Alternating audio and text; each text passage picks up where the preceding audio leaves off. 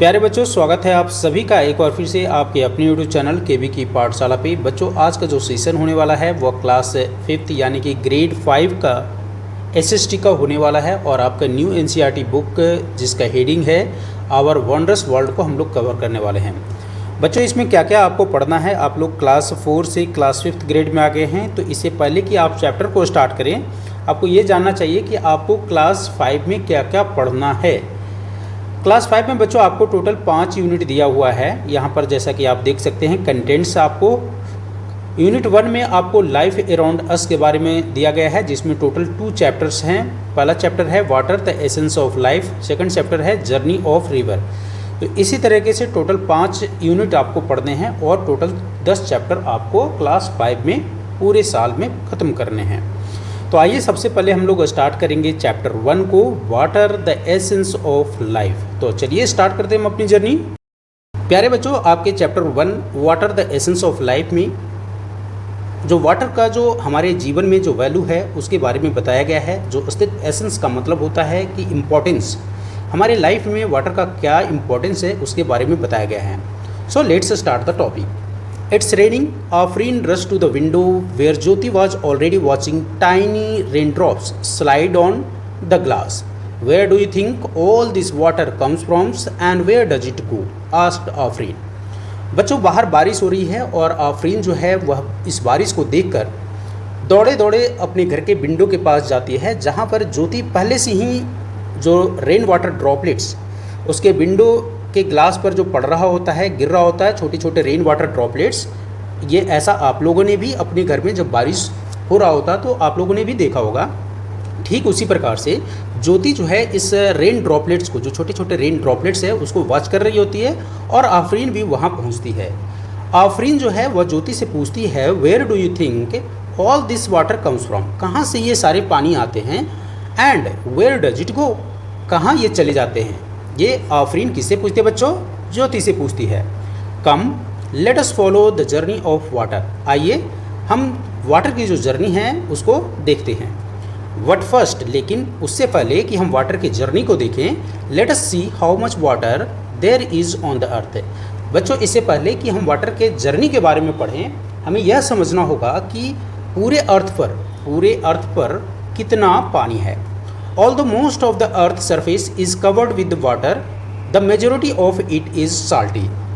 बच्चों, हो सकता है आप लोगों ने ग्रेड 4 में यह पढ़ा होगा कि मोस्ट ऑफ द जो अर्थ है that is covered with the water, but उसमें से मेजोरिटी जो है ना वाटर का, वो क्या है बच्चों? साल्टी है, यानी कि वो फ्रेश वाटर नहीं है। Living less amount of fresh water, यानी कि बच्चों जो मेजोरिटी ऑफ द अर्थ है that is covered with the salty water. अगर हम अर्थ को इस तरह से डिवाइड करें तो हम कह सकते हैं कि बहुत ही कम पानी जो है वह किसका है? फ्रेश वाटर का होगा, और मोस्ट ऑफ द अर्थ जो है वह कवर्ड है किससे बच्चों? साल्टी वाटर से। ऑल लिविंग बीइंग, जितने भी लिविंग बीइंग्स हैं, जीव जंतु हैं, चाहे वो पीपल हो, एनिमल हो, बर्ड्स हो या प्लांट्स हो, ऑल लिविंग बीइंग्स, चाहे वह लोग हो, जानवर हो, बर्ड्स हो या प्लांट्स हो, depend on fresh water to survive. बच्चों, एक चीज़ आप जान लीजिए कि जीवन जीने के लिए, चाहे वो लोग हों यानी हम लोग, जानवर हो, आपने आसपास जितने भी जानवर देखते हैं, पक्षी हो, आपने बहुत सारे पक्षी को भी देखा होगा, प्लांट्स देखा होगा, इन सभी को जीने के लिए कैसा वाटर चाहिए बच्चों? तो फ्रेश वाटर चाहिए, ताज़ा पानी चाहिए उनको। ताज़ा पानी कहने का मतलब है कि वो स्वीट वाटर होना चाहिए, साल्टी नहीं होना चाहिए। It is essential for drinking, जो फ्रेश वाटर है वह किसके लिए ज़रूरी है बच्चों? ड्रिंकिंग के लिए। ग्रोइंग क्रॉप्स, जो पौधे हैं, जो क्रॉप्स उगते हैं उसके लिए चाहिए। And carrying out daily activities, बच्चों डेली एक्टिविटीज़ आपने देखा होगा, चाहे हम स्नान करते हों, ब्रश करते हों, इन सभी के लिए हमें क्या चाहिए? फ्रेश वाटर चाहिए। So what is the use of fresh water in our daily life? So it is for drinking, for growing crops and carrying out daily activities. We need fresh water. Many plants and animals also live in fresh water. बहुत सारे जो plants और animals हैं वह किस पर जिंदा हैं? fresh water पर। However, there are certain plants which can also survive in salty water. लेकिन आपको बोला गया है कि many plants, बहुत सारे प्लांट जो है वह अपने जीवन जीने के लिए, उनको सर्वाइव करने के लिए क्या चाहिए? फ्रेश वाटर चाहिए। Without water life would not be possible. बिना वाटर के क्या लाइफ संभव है? तो answer is no. Now imagine if all the water on the earth were in this glass, then the fresh water would only be as much as in the tea spoon.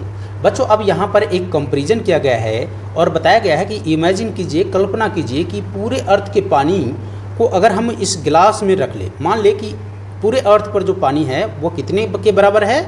इस गिलास के बराबर है। यानी इस गिलास में जितना पानी है उसको पूरे अर्थ के पानी से कंपेयर कीजिए। यानी कि अगर 200 ml वाटर है आपके इस गिलास में, जो कि पूरे अर्थ का वाटर है, तो आपके पास जो फ्रेश वाटर है बच्चों वह मात्र 5 ml ही वाटर जो है वह यूज करने लायक है। रेस्ट ऑल जो वाटर है बच्चों वह क्या है? साल्टी वाटर है। So you can imagine the importance of water, और इसीलिए हमें वाटर को कभी वेस्ट नहीं करना चाहिए, क्योंकि हमारे पास जो फ्रेश वाटर है वह बहुत कम मात्रा में है। सो क्वांटिटी से यहाँ कंपैरिजन किया गया है कि जो फ्रेश वाटर है हमारे लाइफ में, हमारे अर्थ पर, वह बहुत ही कम है और इसे हमें वाइजली यूज़ करना चाहिए। बच्चों यहाँ पर कुछ क्वेश्चन दिया गया है आपको डिस्कस करने के लिए, और उसे हम अभी डिस्कस करेंगे। क्या क्वेश्चन है दिया हुआ बच्चों?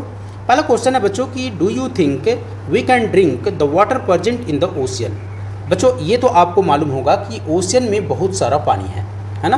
आपने ओशियंस, हो सकता है आप में से कई लोग ओशियंस को देखे होंगे और उसमें आप उन्हें देख के आश्चर्य भी व्यक्त किया होगा, वंडर भी होंगे कि सर ओशियन में तो बहुत सारा पानी है, तो क्या हम उसको पी सकते हैं? यही क्वेश्चन आपसे इस चैप्टर में किया गया है। Do you think we can drink the water present in the ocean? So answer is no. No, we cannot drink the water present in the ocean because क्या है बच्चों? क्यों नहीं यूज कर सकते हम? क्यों नहीं पी सकते हैं? क्योंकि because it is salty, right. समझ में आ गया बच्चों आपको? हम ओशियन के पानी को, जो बहुत प्रचुर मात्रा में अवेलेबल है, क्या हम उसे पी सकते हैं? नहीं पी सकते, क्योंकि हमने अभी जस्ट ऊपर पढ़ा है। क्यों नहीं पी सकते हैं? क्योंकि ये कैसा है बच्चों? साल्टी है, और साल्टी होने की वजह से we cannot drink the water present in the ocean. Okay, अगला क्वेश्चन क्या बोल रहा है बच्चों? What can ocean water be use for. अब आपसे पूछा जा रहा है कि तो बताइए, अब हम पानी तो पी नहीं सकते ओशियन का, तो आखिर इस ओशियन वाटर का क्या कोई यूज भी है? Yes, it can be use for making salt. It can be used for making salt and also fish farming भी साल्टी वाटर में होता है, राइट। इसके और भी बहुत सारे यूज हैं, लेकिन चूंकि आप ग्रेड 5 में हैं, so you have to write down very short answer. So what can ocean water be used for? So your answer will be for making salt and fish farming. Do you think we can drink the water present in the ocean? Your answer will be no, we cannot drink the water present in the ocean because it is salty. आशा करता हूँ ये आपको समझ में आया होगा। बच्चों यहाँ कुछ फैक्ट्स है जो आपको जानना चाहिए। क्या फैक्ट्स दिया हुआ है? The salt pan of the Gujarat are vast flatlands where sea water is dried to collect salt. It is one of the largest salt producing area in India. बच्चों ये जो फिगर है ये आपको गुजरात का कच्छ एरिया का दिया हुआ है। गुजरात के जब कच्छ एरिया में आप कभी विजिट करें तो आप वहाँ देखेंगे कि बहुत सारे आपको साल्ट पैन दिख जाएंगे। बेसिकली साल्ट पैन क्या होता है बच्चों? एक फ्लैटलैंड, बहुत बड़े एरिया में फ्लैट लैंड होता है, समतल भूमि होता है, जहाँ पर समुद्र के पानी को रोक करके बहुत दिनों के लिए सनलाइट में छोड़ा जाता है। जब सनलाइट इस पर पड़ती है तो आफ्टर 3 या 4 और 5 डेज़ ये वाटर क्या हो जाता है? वाटर डिसअपियर हो जाता है और साल्ट क्या हो जाता है? यहाँ पर जमा हो जाता है। और इस तरीके से हम क्या करते हैं? साल्ट का निर्माण करते हैं। सो जो हम डेली लाइफ में आज आप डे टू डे साल्ट खा रहे हैं, it might be there would be of different company, but salt वहीं से हमें मिलता है और इस तरीके से साल्ट का प्रोडक्शन होता है। बच्चों यहाँ एक एक्टिविटी दिया हुआ है, एक्टिविटी 1, जहाँ पर आपको पता करना है कि सोर्सेस ऑफ वाटर और वो भी फ्रेश वाटर के बारे में। Where can we find fresh water. तो ये तो आपको पता चल गया कि हम ओशियन वाटर को डेली लाइफ में यूज़ नहीं कर सकते हैं, ना तो उसको हम यूज़ स्नान करने के लिए कर सकते हैं और ना ही हम उसका यूज़ पीने के लिए कर सकते हैं। So day to day life में we can not use the ocean water because it is salty. So, where can we find the fresh water? Identify the different fresh water source from the images given below and write their name.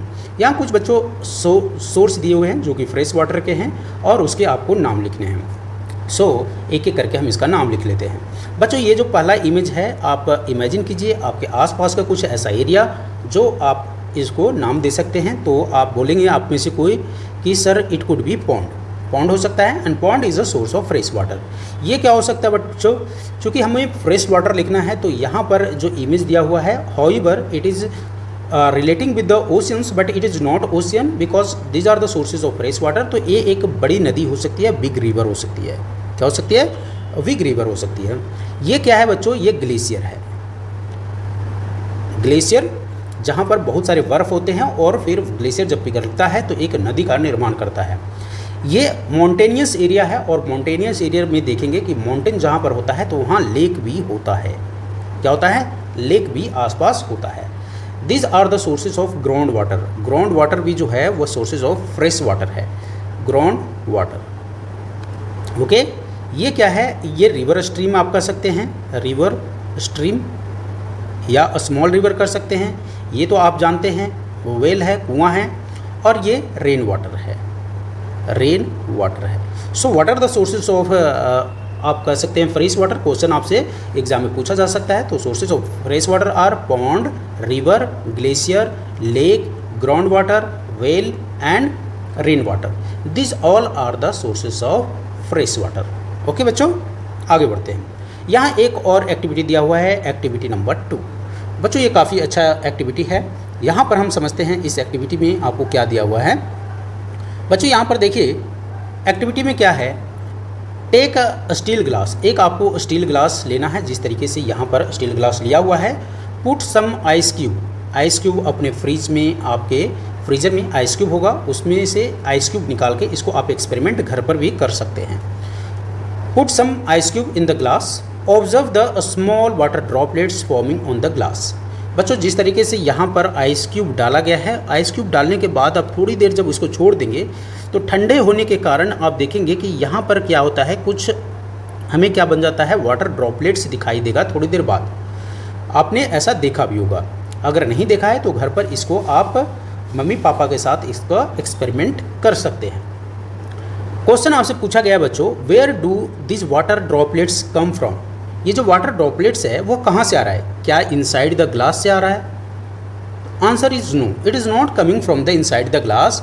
ये क्या होता है बच्चों, ये इस method को बोला जाता है, वैसे तो आप जब हायर क्लासेस में जाइएगा, इवन द क्लास 6 में आप पढ़ेंगे कि this method is known as condensation. क्या होता है? कंडेंसेशन। तो कंडेंसेशन, अब कंडेंसेशन के बारे में तो आपको क्लास 5 में तो नहीं बताया जाएगा। सो अब इसको आप क्या बोल सकते हैं बच्चों? इसको हम बोल सकते हैं कि ये जो है ये एयर के कांटेक्ट में, ठंडे पानी जब एयर के कांटेक्ट्स में आता है तब ये क्या होता है, वाटर ड्रॉपलेट्स का फॉर्मेशन होता है। ओके, वाटर ड्रॉपलेट्स का फॉर्मेशन होता है। They come from water vapour in the air. तो आप लिखेंगे where do this water droplets come from. Answer will be they come from water vapour in the air. Okay, second question क्या बोल रहा है बच्चों? सेकंड क्वेश्चन बोल रहा है what happens to the ice cube after they are left in the glass for some times. अब ये तो आप लोगों को मालूम है कि ये जो इमेज है वो क्वेश्चन नंबर 2 का इमेज है। जब आप आइस क्यूब को थोड़ी देर के लिए छोड़ देंगे एयर में ओपन, तब क्या होगा? ऑब्वियस ही वह है, आइस क्यूब जो है वो क्या हो जाएगा, मेल्ट हो जाएगा। तो आप इसका आंसर लिखेंगे आइस क्यूब स्टार्ट्स मेल्टिंग। और फिर क्या हो जाएगा, लिक्विड फॉर्म वाटर के रूप में बदल जाएगा। थर्ड क्वेश्चन क्या कर रहा है, if we heat water what will happen to it. अगर हम पानी को गर्म करेंगे, इस वाटर को अगर हम यहाँ लिए और इसको आप गैस स्टोव पर किसी बर्तन में रखिए और इसको क्या कीजिए, हीट कीजिए। जब आप हीट करेंगे तो क्या हो जाएगा, इट विल स्टार्ट्स बॉइलिंग। क्या होगा, it will start boiling. Okay, so बच्चों हम लोगों ने पहला का आंसर देखा, they come from, where do this water droplets come from, they come from water vapour in the air. Second हमने देखा, what happens to the ice cube after they are left in the glass for some times, so ice cubes starts meltings. Third question हमने देखा, if we heat water what will happen to it, it will starts boiling. So बच्चों ये तो था आपके activity number 2 का जवाब। आगे बढ़ने से पहले बच्चों, अगर आप लोग हमारे चैनल से नहीं जुड़े हैं, नए जुड़े हैं, तो बच्चों सब्सक्राइब बटन को सब्सक्राइब कर लीजिए, बेल आइकन को दबा दीजिए और नोटिफिकेशन को प्रेस कर दीजिए, ताकि आपको जैसे ही वीडियो हमारे चैनल पर अपलोड हो आपको मिल जाए। ओके, और अभी तक जो बच्चा अभी भी सब्सक्राइब नहीं किया है, सब्सक्राइब जल्दी से सब्सक्राइब बटन दबा दीजिए, है ना। सब्सक्राइब बटन दबाने से आप क्या हो जाते हैं, केबी की पाठशाला का मेंबर बन जाते हैं। Okay, so in the above activity what forms of the water do you see. अब आपको फॉर्म्स ऑफ वाटर के बारे में पढ़ना है। बच्चों ये तो आपने हो सकता है बचपन में भी पढ़ा होगा, क्लास 3 में, 4th में भी पढ़ा होगा। There are 3 forms of water, कौन कौन, solid, liquid and gas. Okay बच्चों, सॉलिड में क्या हो जाता है, आइस जो है बच्चों वह सॉलिड का एग्जाम्पल है। एग्जाम्पल के तौर पर अगर हम ले, सॉलिड है जो आइस होता है वह कौन से फॉर्म ऑफ वाटर होते हैं बच्चों, आइस जो होता है वो सॉलिड का। और लिक्विड की अगर हम बात करें तो लिक्विड होता है बच्चों वाटर, नॉर्मल वाटर जो है वो that is the example of liquid. Gas की अगर हम बात करें तो ये हो जाएगा वाटर वेपर, वाटर वेपर या स्टीम भी बोलते हैं इसको। सो 3 फॉर्म में पानी होता है, 3 रूप में पानी होता है, कौन कौन, सॉलिड, लिक्विड एंड गैस। अगर आपसे कोई पूछे कि what are the forms of water, then your answer will be solid, liquid and gas. Here some observing changes, क्या कुछ एक्टिविटी दिया हुआ है, ऑब्जर्विंग चेंजेस, क्या क्या चेंज होगा उसके बारे में आपको बताया गया है बच्चों। तो आइए हम सबसे पहले उसको देख लेते हैं, क्या हो सकता है। Activity and I observe, ice जब मेल्ट कर रहा होता है, एक्टिविटी आइस मेल्ट करेगा तो आप क्या ऑब्जर्व करेंगे, आइस जब मेल्ट करेगा तो ice will turn into water, है ना। आइस विल टर्न इनटू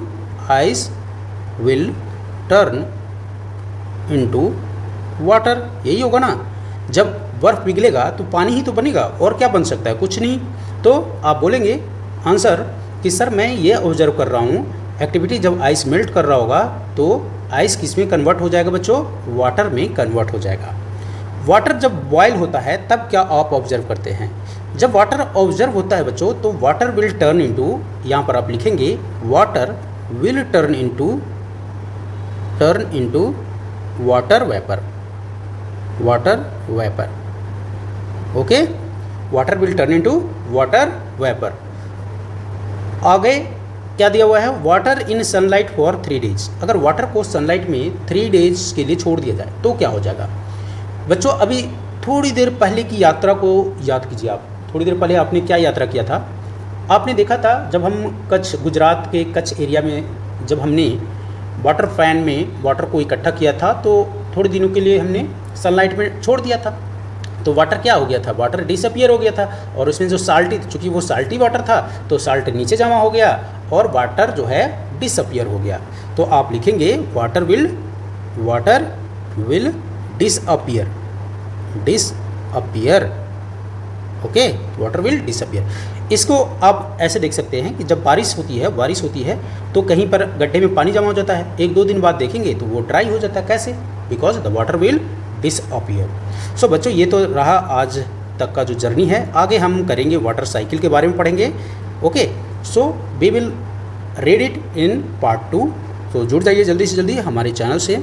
आशा करता हूँ यह सेशन आपको अच्छा लगा होगा, अच्छा लगा तो इसे लाइक कर दीजिए और अपने दोस्तों को भी रिकमेंड कर दीजिए। Thank you.